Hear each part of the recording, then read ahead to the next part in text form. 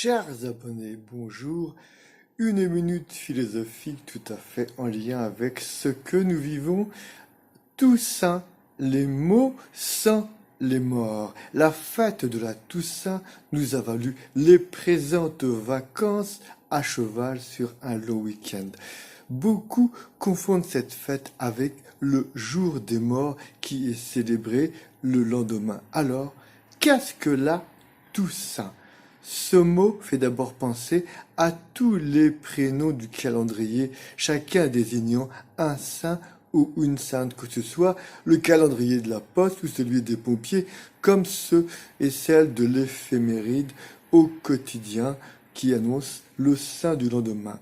Si l'on s'en tient à ces calendriers et à ces éphémérides, on pourrait croire qu'il n'y a que 365 saints et saintes, alors que chaque jour, on en cite et fête une dizaine en moyenne, certes des prénoms moins populaires comme Athanase, Théodule ou autres prénoms que je ne vous citerai pas.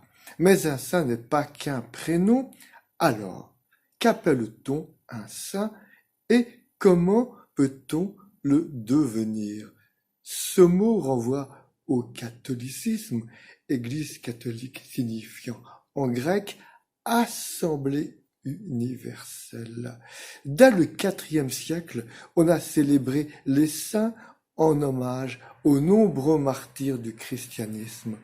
Cette idée a d'ailleurs perduré et bon nombre de personnes assimilent le saint au martyr. En fait, le martyr ne fait pas le saint et ce critère n'est plus le premier retenu pour la reconnaissance de sainteté lors de ce qu'on appelle procès canonique qui se tient au Vatican.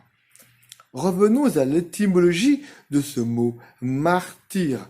Martyreo en grec signifie « je témoigne ». Donc le Vatican s'est attaché à cette notion de témoin de l'évangile de Jésus-Christ lorsqu'il recherche qui a été saint. Selon certains historiens, les premiers chrétiens s'appelaient entre eux saints comme les révolutionnaires s'appelaient citoyens. Cela signifiait que nous sommes tous des saints en puissance, à savoir tous appelés à la sainteté.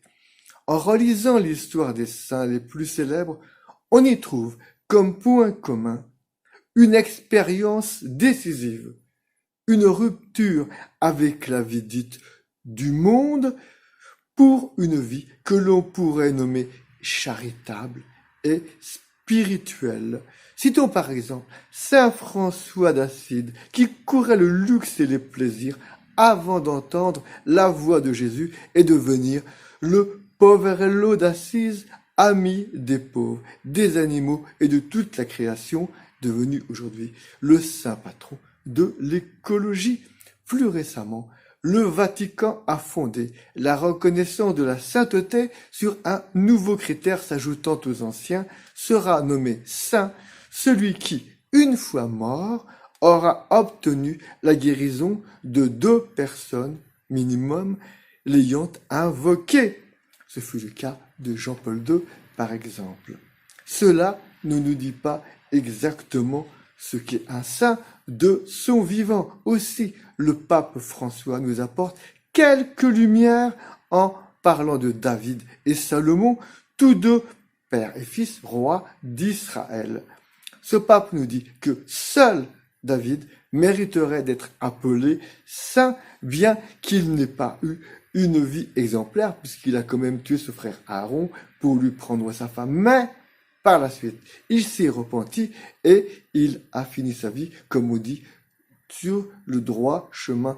Et donc, à l'inverse, son fils Salomon avait demandé et reçu le don de sagesse, mais grisé par le pouvoir, il a glissé vers une mauvaise vie. Non seulement il a eu 700 épouses, 300 concubines, mais il a traité en esclavage jusqu'à les porter à mourir les tribus, les peuples qui n'étaient pas les Hébreux. Il a créé des impôts nouveaux à l'extrême jusqu'à créer une véritable révolution à son encontre, et il n'est pas du tout mort dans ce qu'on pourrait à nouveau appeler le droit chemin.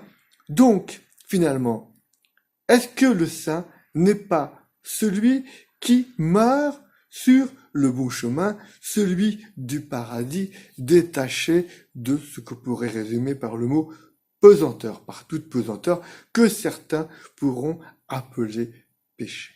Et donc revenons à notre question initiale. Qu'est-ce que la Toussaint?